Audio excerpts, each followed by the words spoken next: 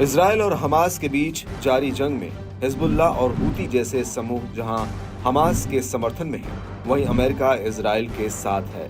यही वजह है कि यमन का हूती समूह लाल सागर से गुजरने वाले अमेरिकी और इजरायली जहाजों पर हमले कर रहा है, जिससे अमेरिकी और इजरायली जहाजों को समुद्री व्यापार के लिए दक्षिणी अफ्रीका से होकर आना जाना पड़ रहा है। ये बहुत लंबा रूट है और जहाजों की परिचालन लागत भी काफी ज्यादा आ रही है। अमेरिका ने हूतियों से निपटने के लिए ब्रिटेन सहित कुछ अन्य देशों का एक समूह बनाकर कई बार उन्हें सामूहिक चेतावनी दी और हूती ठिकानों पर हमले भी कर रहे हैं, लेकिन हूतियों पर अमेरिकी धमकी और हमलों का कोई असर नहीं पड़ रहा। हालांकि ईरान समर्थित हूतियों ने इस महीने की शुरुआत में चीन और रूस को छूट दे दी है कि वे बिना किसी हमले के डर से अपने जहाजों को लाल सागर और अदन की खाड़ी से ले जा सकते हैं। इसके बाद कई रूसी युद्धपोत बाब अल मंडेब को पार कर लाल सागर में प्रवेश कर गए।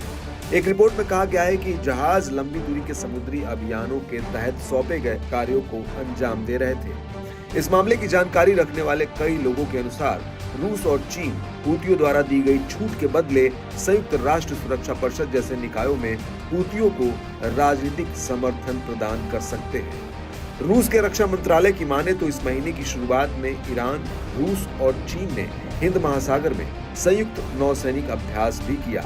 रूस का कहना है कि इसका उद्देश्य समुद्री आर्थिक गतिविधियों में सुरक्षा का अभ्यास करना था, जिसमें समुद्री डाकुओं द्वारा अगवा किए गए जहाजों को मुक्त कराना भी शामिल था। रूस ने सूडान में लाल सागर पर एक नौसैनिक अड्डे की भी मांग की है।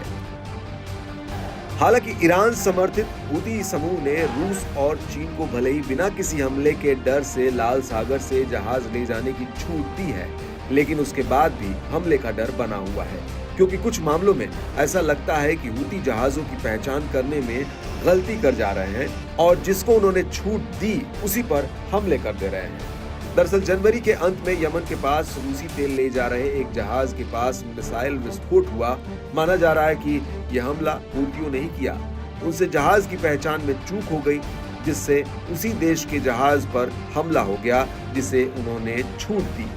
इधर रूस और चीन को मिली छूट से खिसियाया अमेरिका चीनी जहाजों को निशाना बना रहा है। शनिवार को ही यूएस सेंट्रल कमांड ने चीनी स्वामित्व वाले तेल टैंकर पर एक मिसाइल दागी है। ऐसा माना जा रहा है कि चीनी जहाजों पर हमलों के पीछे कहीं अमेरिका की ये चाल तो नहीं है कि वो इन हमलों के लिए हूतियों को जिम्मेदार ठहराने के इरादे में हो। अगर अमेरिका जानबूझकर चीनी जहाजों को निशाना बना रहा है तो इन दोनों देशों के बीच दुश्मनी बढ़ना तय है। वैसे तो अमेरिका और चीन जैसे ताकत संपन्न देश खुलकर युद्ध लड़ने से बचते हुए दिखते हैं, लेकिन अगर इनके बीच दुश्मनी बढ़ती है तो इसकी आंच से काफी देश और उनकी नीतियां प्रभावित होंगी।